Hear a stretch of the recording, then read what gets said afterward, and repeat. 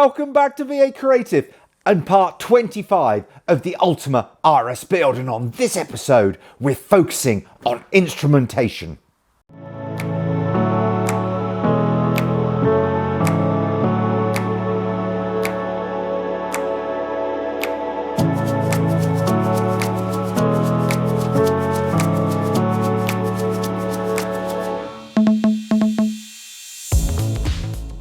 Yes, I'm in the Dean Den again all day, a whole day past. And after walking my creative director, having a sausage bap and a lovely strong coffee, here I am sitting in my virtual study. Now, this week, as the intro explained, we're focusing on instrumentation and more actually drilling all the holes required in that sweep around dashboard within the Ultima RS cockpit. Now, there's a lot of holes to drill, because we need to mount the main instruments, which is the speedometer and also the rev counter, also ancillary gauges, and yep, I've upgraded to the maximum number of gauges you can have on the RS because you can never have too much information about that V8 behind you. So what I'm going to do is I'm going to do some unwrapping. We always love unwrapping, don't we? And show you the instrumentation, how it's actually personalized for Ultima, and more importantly, the Ultima RS, and tell you one or two little funny stories about instrumentation over the years with Ultima. So pour yourself a cuppa or crack open a beer and let's get unwrapping. And we're unwrapping again. Yes, and this may look all very tidy here, but if you look over there, there's just bubble wrap and boxes everywhere, because now I've taken delivery of all pack B. That's basically everything to finish the car off. The garage is rather full, and I'll give you a guided tour, not this episode, but next episode, and you can see all the goodies I've got. But what I want to focus on now are all the components required to populate the dashboard of the Ultima RS. We have instruments, we have switchgear, we have air vents, we have warning lights. It is just cram full, and when you're sitting in there driving this car, it is honestly, it's like a spaceship. It wraps around you. So let's start with instrumentation. And quite interestingly, when Ultima launched their very first model, the Sports, they just used off-the-shelf video instruments. But what they found was the instruments you could get off the shelf only read to 160 miles an hour, which is a problem in an Ultima, because that's just when you're snicking through 4th to 5th gear or 5th to 6th, depending how you gear the beast. So when the GTR was launched, Ultima then decided to have their own gauges actually branded and put in the cars. And you can see that from the GTR through to the Evo and of course the RS. And that's where I'm going to start. So let me see here the speedometer. Now I'll speed this bit up.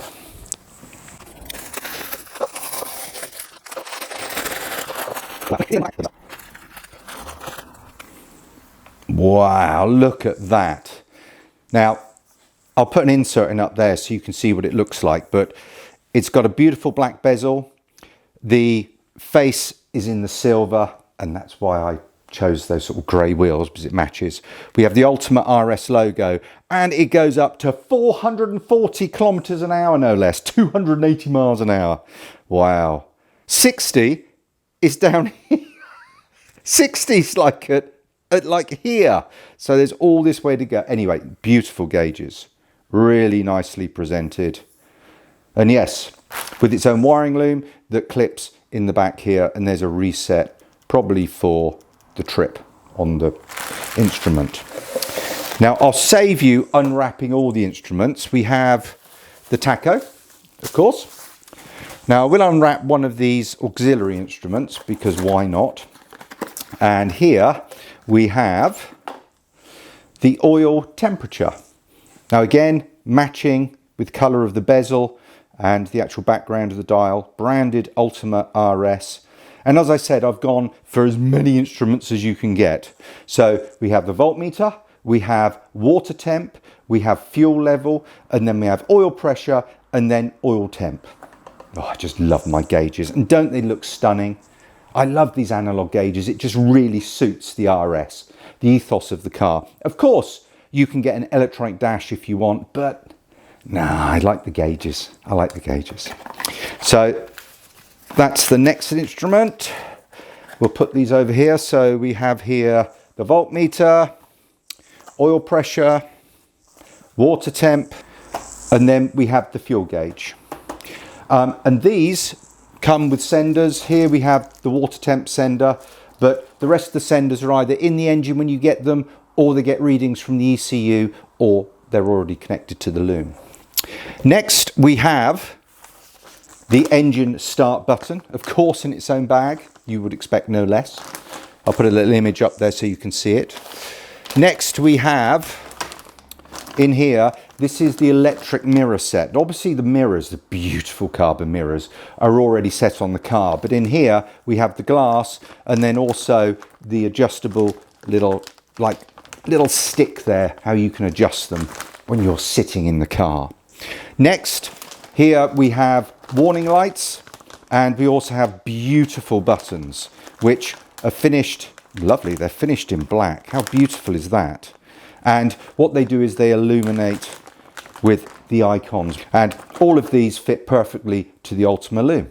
Really easy, really straightforward. Here I've gone for another upgrade. Yes, I have. And here we call it T-piece and pit pin. Now what this is all you'll see on the dashboard from this is two small LEDs. And what those do is they tell you if the rear clamshells are locked. Because if you can imagine, if you forget to lock them, drive down the street, the front one would probably be okay, but the rear one is like a parachute. So it opens up and it's gone. Very messy.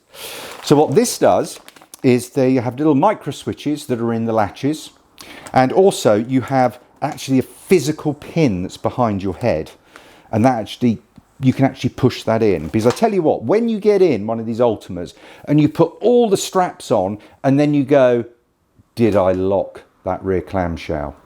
I've done it loads of times with the GTR. Take all your belts off, jump out, get outside, push them down. Yep, it's fine. Get back in, strap up. But this upgrade is a must. You definitely have to go for that. So you can see already we're getting a big pile here.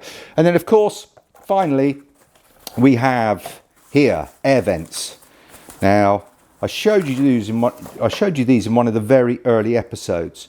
But we drilled holes in the dashboard, or we will be, to accept these. Two on the top of the dashboard and one either side, so you can blow that ice cold air on you when you're going down the Mulsanne straight. So there you go. All the components to actually populate the dash of an RS. And the next stage is to drill all those holes. And there's a lot, as you can imagine, because look at all this. And there are 4 tools I would recommend you invest in. They're not particularly expensive, but they make your job so much easier. First of all is 52mm diameter hole cutter. And you can probably guess this is used for drilling holes for the auxiliary gauges. Now, of course, we have 5 of these to drill. 4 standard, but I've gone for an extra instrument. And I tell you what, this just cuts through that dashboard like butter. The alternative is basically to chain drill, saw out a little hacksaw and then file. It's too much hassle. These, Amazon, very inexpensive and worth the money. Next, the same sort of thinking, 82mm hole saw. Again, cheap, but these are used for drilling the holes for the air vents. And then you can probably guess what's going to come next. 22mm diameter hole cutter. And what this is for all the switchgear. Now, the other item which I've misplaced somewhere is for the starter button, which is a 28mm diameter hole. Now, you can either use one of these, and then if you've got like a step drill like this is an option to save buying another hole cutter. You can actually drill this and then opening it out using one of these to 28mm. And that's it. So we have the tools, we have the instruments, we have the car. Let's just start drilling. So as you can see, there's quite a lot of instrumentation, and every one of those items I showed you requires a hole drilling. Some large, some small, but they all need drilling in exactly the right position. And Ultima provide basically all the measurements for this, and you can see them up there. So there's a lot of holes to drill. So what we don't want to happen is to get dust everywhere. And the reason why that is, the first time you drive the car, if you don't take precautions, the whole thing is like a snow globe inside with fiberglass dust, which isn't particularly nice. So what I'm going to do is I've bought a load of polythene dust sheets and I'm going to wrap the car up. And a lot of bubble wrap, we're going to line the inside of the cabin so I don't scratch anything. But of course, the first thing to do is get the seats out. So I'm going to put this on time lapse because it will take a little while to prep the beast. But as ever, preparation is key. You get everybody staring for days. All they see is just a young, pretty face. But I'm trying to get to know you much better. Don't matter how much time it will take. But there's something you're trying to hide. There's something you're keeping inside. But I'm trying to get to know you much better. That makes all the blood rush to my head doing that under there. Anyway, we're going to just cover this thing with plastic.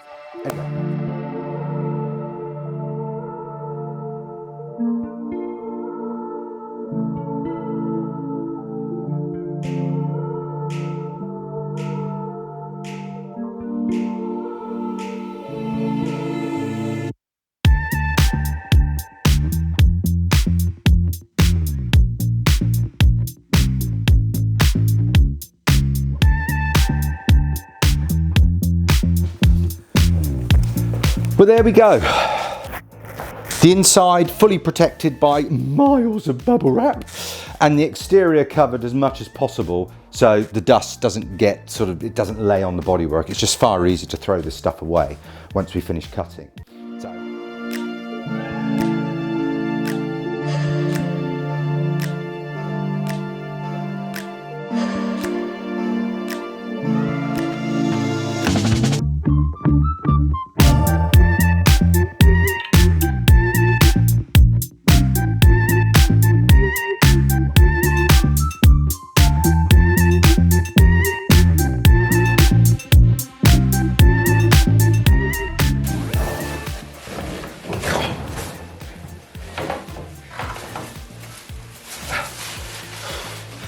Bloody hell.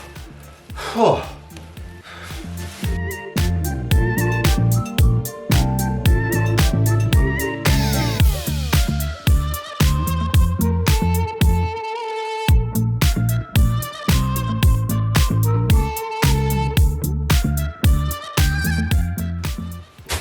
Right, all installed in the car. It's a great cabin, this. And the focus is obviously on the dashboard. Now, you'll have seen from the previous diagram I shared with you, we have auxiliary gauges. Up on here we have a bezel, and in here we have the speedometer and the rev counter. And then around on this panel here, you have switches, and along the top in front of the steering wheel, there are warning lights. Now, what we first have to do is cover this whole dashboard in my 3M masking tape. And then what we're going to do is we're actually going to draw where the instruments, or the holes for the instruments, need to go, using the steering column hole as the datum. Okay, I'll speed this bit up for you.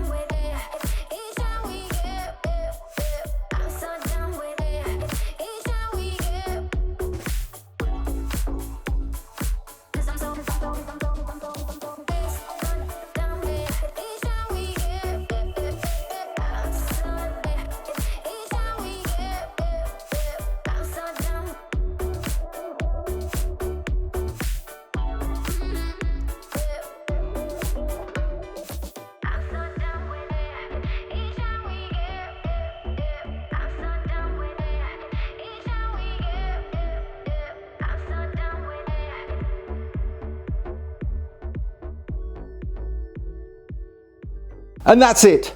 Episode 25 coming to a close. And you may notice something different because the virtual study is no more. It's been replaced by my spray booth. And why do I need all this? Well, this is probably a hint. We have the front clamshell off, ready for painting, ready for prepping, but that will have to wait till next time. So until then, keep smiling and remember, happy spannering.